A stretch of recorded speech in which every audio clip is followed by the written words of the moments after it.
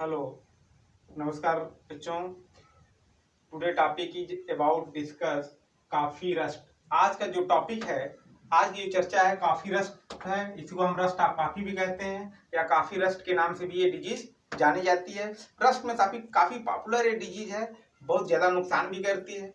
जो हम देखते हैं कॉफी रस्ट, तो डिस्ट्रीब्यूशन वितरण कहाँ कहाँ है डिजीज पाई जाती है, आप पहली बार किसने रिपोर्ट किया था? तो the leaf rust of coffee is first reported from Ceylon in 1968। पहली बार श्रीलंका में सिलोन नामक स्थान पे 1968 में कॉफी रस्ट को रिपोर्ट किया गया था, right. The following year it was recorded in Karnataka in India. उसी साल कर्नाटक डिस्ट्रिक्ट में या कर्नाटक प्रदेश में, अपने देश में कर्नाटका स्टेट में ही रिपोर्ट किया गया। ए severe epidemic appear in Sri Lanka during 1867 से 1893। ए सीवियर फॉर्म में, इपिडेमिक फॉर्म में डिजीज बड़े पैमाने पे आई थी और कई साल इसका प्रभाव रहा, जिसमें श्रीलंका में 1867 से लेकर 1893 ईस्वी तक कंटिन्यूस काफी रस्ट का इन्फेक्शन होता रहा और देखते देखते पूरी क्रॉप हार्वेस्ट हो गई।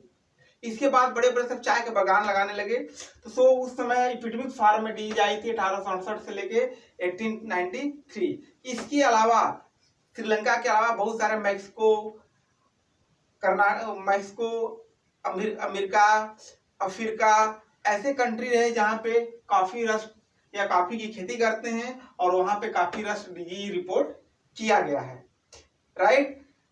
सिस्टमेटिक पोजीशन, क्लासिफिकेशन देखते हैं हम। Kingdom Fungi, phylum Basidiomycota, class Teliomycetes, order Uredinales, family Pucciniaceae, genus Hemileia, species vastatrix. यह सब डिवीजन बेसिडियोमाइकोटिना का फंगस है और क्लास टीरियोमाइसिटीज के अंदर आता है, ऑर्डर यूर्डिनियल्स है।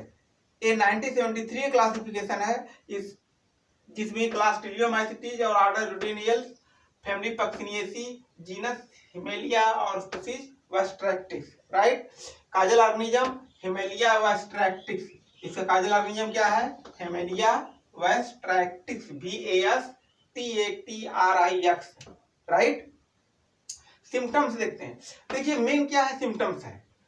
जो कॉफी रस्ट है, पत्तियों पे सिम्टम क्लियर दिखाई देता है, पत्तियों पे सिम्टम दिखाई देते हैं। तो इन अर्ली स्टेज स्मॉल पल yellow spot appear on the upper surface of leaf. Yellow colour के स्पॉट और छोटे छोटे स्पॉट पत्तियों के ऊपरी हिस्से में क्लियर दिखाई देने लगते हैं। लीफ देखिए, लीफ के ऊपरी हिस्से में ऐसे ऐसे स्पॉट येलो कलर के दिखाई देते हैं। बट स्पॉट के ठीक नीचे लोअर सरफेस पे the spot orange coloured under surface of leaf.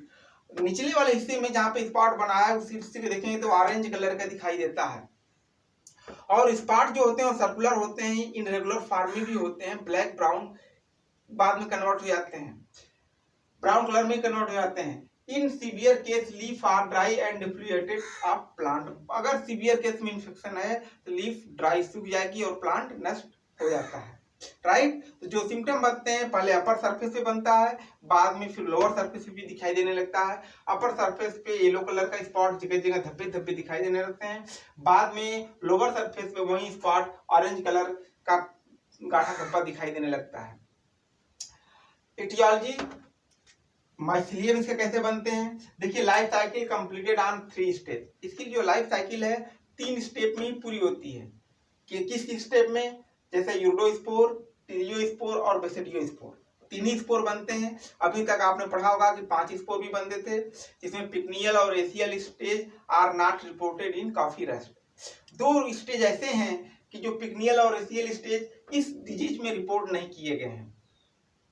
तो हम सबसे पहले देखते हैं कि जो लाइफ साइकिल शुरू होती है, जैसे ये आपकी लीफ है, लीफ आपका इन्फेक्टेड लीफ है और इस सिम्टम को आप कैसे बनता है?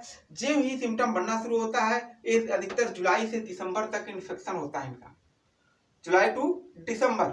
जुलाई से दिसंबर क्योंकि हैवी रेन वाटर, उस समय मॉइस्चर भी रहता है, तो डिजीज ग्रो करती है। इसको ट्रीट करेंगे तो जैसे इन्फेक्शन क्यूटिकल से शुरू होता है और ए आपका बेसिडियो स्पोर जर्मिनेट करता है और माइसिलियम बनाएगा। माइसिलियम इन्फेक्शन करता है पत्ती के अपर सरफेस और लोअर सरफेस पे।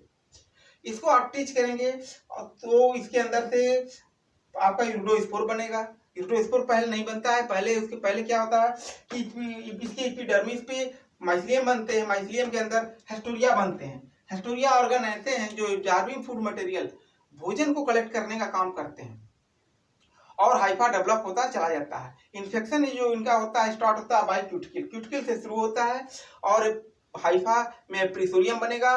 एप्रिसोरियम बनने के बाद नीचे हेस्टोरिया बनेगा। हेस्टोरिया एप्रिसोरियम इसे कहते हैं कि swelling at the tips of germ tube और हाइफा। हाइफा का फूल जाना ही एप्रिसोरियम कहलाता है, राइट। तो एप्रिसोरियम बनेगा तो उसी के नीचे हेस्टोरिया फॉर्मेशन हो जाएगा। हेस्टोरिया जब बन जाता है तो एब्जॉर्ब करता है भोजन को और ऊपर भेजता जाता है, माइसिलियम डेवलप करता चला जाता है। माइसिलियम इसके सब डिवीजन बेसिडियम फंगस है, इसलिए इसके माइसिलियम कैसे होंगे, सेपरेट होंगे, ब्रांचेज होगा।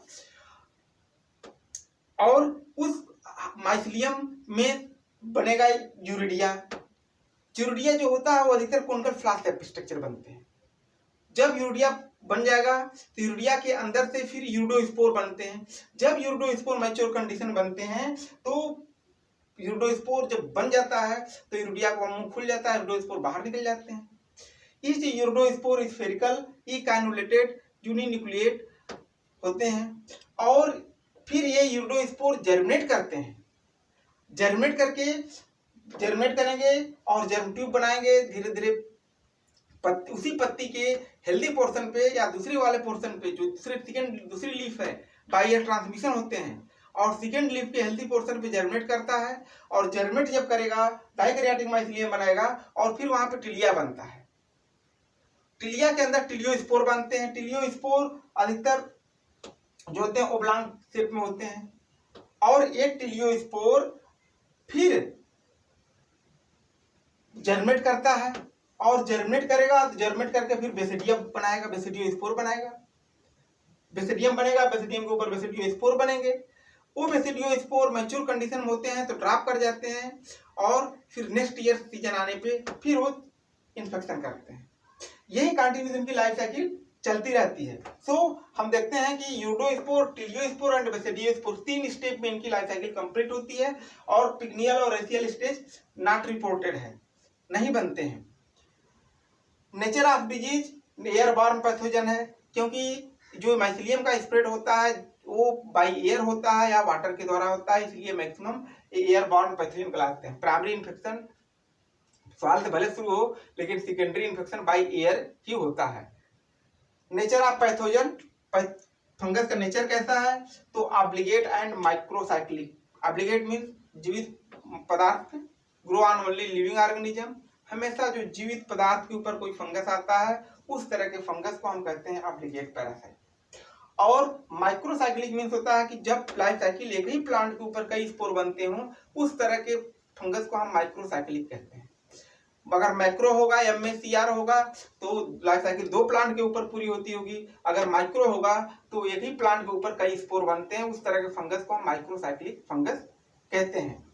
मैक्सिमम रस्ट माइक्रोसाइक्लिक फंगस भी होता है। टाइप ऑफ रस्ट देखिए आटोसियस रस्ट है और 2 तरह के रस्ट होते हैं, हेट्रोसियस और आटोसियस। हेट्रोसियस रस्ट जो होते हैं जिसकी लाइफ साइकिल 2 प्लांट के ऊपर पूरी होती है या life cycle are completed on 2 plant, it is called heteroecious rust. जैसे आपका पक्सिनिया रस्ट है, व्हीट रस्ट है। बट जो काफी रस्ट है autoecious rust. Autoecious rust means life cycle completed on the single plant. वो प्लांट जिसकी life cycle एक ही प्लांट के ऊपर पूरी होती हो उस तरह के फंगस को हम आटोसियस रस्ट कहते हैं, राइट। तो काफी रस्ट जो है आपका आटोसियस रस्ट है। एपिडमोलॉजी में फंगस देखिए सर्वाइव करता है। जो फंगस सर्वाइव माइसिलियम एंड यूरिडोस्पोर, जो फंगस सर्वाइव करते हैं साल में वो यूरिडोस्पोर या माइसिलियम ही सर्वाइव करता है। और नेक्स्ट सीजन में आने पे जब ये फिर जर्मिनेट करते हैं और जर्मिनेट करते हैं spread through by wind and water. अब एक स्थान से दूसरे स्थान पे फैलते कैसे हैं, हवा के द्वारा या पानी के द्वारा ही इनका प्रसारण होता है। Urediospore germinate during rainy season July to December. और इनका जो इन्फेक्शन होता है जुलाई से दिसंबर के बीच में होता है, पूरी लाइफ साइकिल कंप्लीट होती है और यूडोस्पोर जर्मिनेट करता है और जर्मिनेट करके फिर टीलियोस्पोर बनाएगा, टीलियोस्पोर से फिर बेसिडियोस्पोर बनेगा, बेसिडियोस्पोर से फिर इन्फेक्शन होगा। यही कंटिन्यूस इनकी लाइफ साइकिल कंटिन्यू चलती रहती है। कंट्रोल कैसे करना है इसको हम मैनेजमेंट करेंगे। पहला, infected plants are collected and burn. जो भी प्लांट है अगर हम देखते हैं कि डिजीज लगना शुरू हुआ तो उसको कलेक्ट करिए, जला दीजिए। नंबर 2, हार्वेस्टिंग प्रूनिंग, समय समय पे हार्वेस्टिंग प्रूनिंग करते रहना चाहिए। नंबर 3 है कि स्प्रे, दवा का स्प्रे करना with fungicide, spray of Bordeaux mixture 0.5% Bordeaux mixture का स्प्रे करिए, अथवा आर कॉपर ऑक्सीक्लोराइड 0.25% 1 लीटर पानी में घोल के स्प्रे करिए, आर ट्राइडोमाफिन 0.05% पर लीटर ऑफ वाटर में स्प्रे करिए, डालकर स्प्रे करिए। फंजीसाइड डालकर फंगस को कंट्रोल किया जा सकता है। इसके अलावा हम रेसिस्टेंट वैरायटी उगा सकते हैं। Resistant variety must be far grow on resistant variety, हमेशा रेसिस्टेंट वैरायटी का भी यूज करना चाहिए। सो गाइस, आज का टॉपिक जो है काफी रस्ट है, ये सब डिवीजन बेसिडियो माइकोटिना से बिलोंग करता है। इसका जो काजल ऑर्गेनिज्म है हेमेलिया बैस्ट्रैक्टिस, राइट। तो आज का channel I hope you my channel subscribe, share and like. Thank you.